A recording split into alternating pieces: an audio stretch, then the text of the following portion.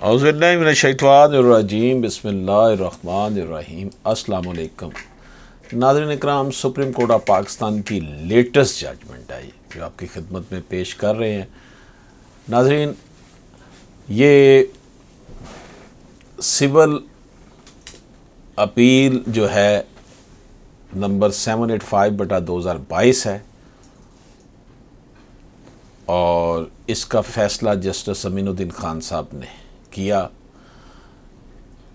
Specific performance के हवाले से ये जजमेंट है। नाज़रीन इकराम,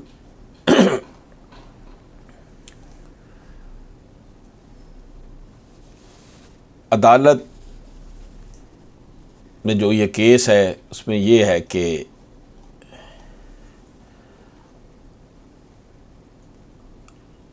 मुद्दई जो है उसने 30/4/2013 को एक दावा दायर किया जिसमें एक एग्रीमेंट टू सेल जो है 6/11/2012 का, उसकी बुनियाद पर प्लाट नंबर 10 गली नंबर 40 सेक्टर जी इस्लामाबाद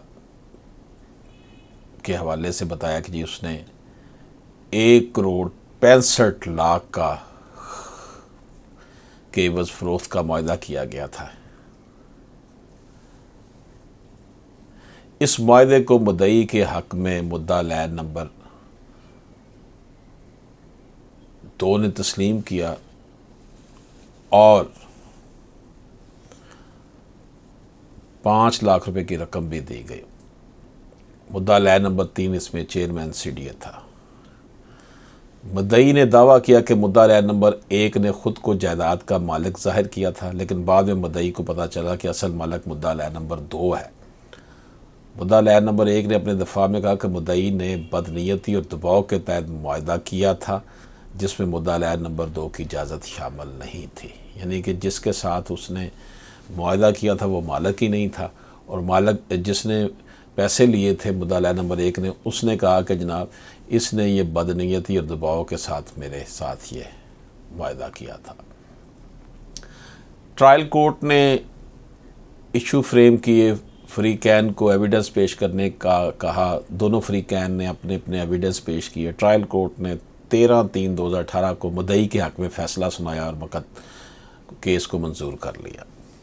मुद्दा लैन नंबर 2 ने इस फैसले के ख़िलाफ़ अपील दायर की जो कि डिस्ट्रिक्ट जज वेस्ट इस्लामाबाद के सामने पेश की गई। अदालत ने मुअर्रखा 9/7/2018 को फ़ैसला सुनाते हुए मुद्दई का दावा मुस्तरद कर दिया और मुद्दा लैन नंबर 2 को हदायत की कि वो मुद्दई को रकम वापस करे। इस फैसले के ख़िलाफ़ फ्री कैन ने सिविल नज़रसानी दरख्वास्तें दायर की जिसमें फ़ैसला सुनाया गया कि ज़िली अदालत को मुकदमा सुनने का अख्तियार नहीं था। डिस्ट्रिक्ट कोर्ट में ये इसलिए जना था पिकुलरी ज्यूरिसडिक्शन की वजह से। जो मुकदमे की मालियत अदालत के दायरा अख्तियार से ज़्यादा थी, चनाचे मुद्दा लैन नंबर 2 ने हाई कोर्ट में अपील दायर की। यानी वो सिविल रवियन वहाँ नहीं जानी थी बल्कि अपील जानी थी डायरेक्ट उधर। इस्लामाबाद हाई कोर्ट ने फ़ैसला सुनाया कि मुद्दई के हक़ में ट्रायल कोर्ट का फ़ैसला दुरुस्त नहीं था क्योंकि मुद्दई ने इस जायदाद के मालिक के साथ मुआहदा ही नहीं किया और सिर्फ 5 लाख रुपए की मामूली रकम जमा कराने से मुद्दई को जायदाद के मुआहदे के नफाज का हक़ नहीं मिल सकता। 1,65,00,000 की जायदाद थी और उसमें सिर्फ 5 लाख दे के कह रहा जी मैंने। मुद्दई के वकील ने अदालत में इस्ता की कि अपील गलत फोरम पर दायर की गई थी और हाई कोर्ट को अपील खारिज करनी चाहिए थी। इस पर अदालत ने फैसला दिया कि तकनीकी बुनियादों के अलावा मुद्दई का जायदाद के मालिक के साथ कोई हकीकी मुआहदा नहीं था और हाई कोर्ट ने सही तौर पर अपील मंजूर की और फैसला कालअदम करार दिया। सुप्रीम कोर्ट ने मुद्दई की अपील खारिज कर दी और मुकदमा को उसके असल हक़ाइक़ और शवाहद की बुनियाद पर फैसला कर दिया। अपील मुस्तरद कर दी गई और मुकदमे में खर्च जो हुआ कॉस्ट वो भी इसको डाल ली गई। देखें, सुप्रीम कोर्ट ने मुद्दई की अपील को मुस्तरद किया और कहा कि हाई कोर्ट का फ़ैसला दुरुस्त था। मुद्दई को मकान या प्लाट का कोई हक़ नहीं दिया गया था और मुद्दा लैन नंबर 2 को कहा कि वो तुमने 5 लाख लिए थे, अब उसकी जगह 10 लाख वापस करो। टाइम भी तो बड़ा गुजर गया था। देखें, ये जो केस है इसमें ये बात है कि कानूनी मुआहदात करते वक्त एहतियात करनी चाहिए। अगर कोई मुआहदा गलत या धोखे पर मुबनी हो तो अदालत इसको रद्द कर सकती है। जब अदालतों के पास अख्तियार नहीं होता तो अपील दायर करने में सही अदालत का इंतखाब यानी सही फोरम का हमें जो है वो इंतखाब करना चाहिए। तो नाज़रीन इकराम, ये स्पेसिफ़िक परफॉर्मेंस के हवाले से केस था जो कि सुप्रीम कोर्ट तक चला गया।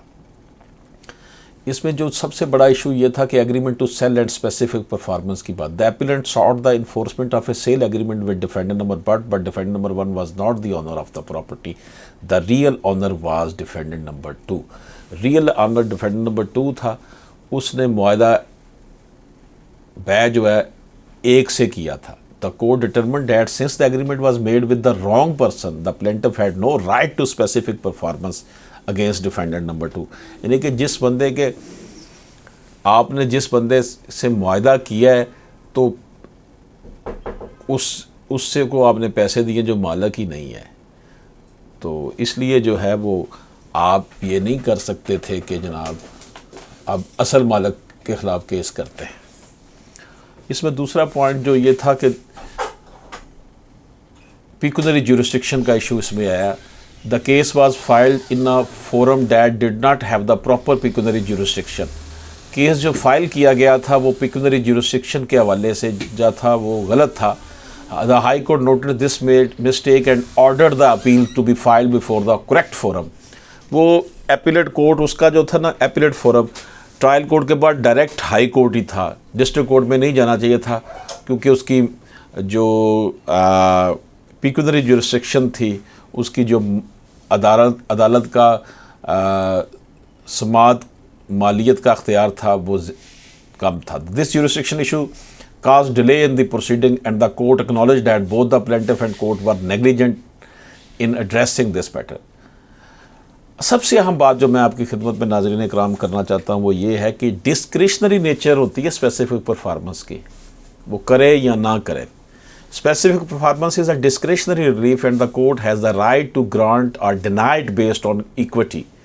उसकी मर्जी है इसको माने या इसको ना माने, इक्विटी की बेस पर था। Since the plaintiff entered into an agreement with the person who had no legal right over the property, the court declined then to enforce performance. आपने मुआहदा ये कैसे शख्स के साथ किया जो मालिक ही नहीं है, तो फिर आपको कैसे स्पेसिफिक परफॉर्मेंस का आपके हक में दिया जा सकता है। The court upheld the order of defendant number 2 return 10 lakh to the plaintiff as it was proven that rupees 5 lakh had been deposited in defendant number 2 account। Defendant number 2 के account में 5 लाख जमा करवाया गया था तो अदालत ने कहा कि इसको 10 लाख वापस किया जाए। सुप्रीम कोर्ट ने हाई कोर्ट के फैसले को बरकरार रखा। The supreme court found no valid ground to interfere with the high court judgment. इजाज़त दीजिए, अल्लाह हाफिज़।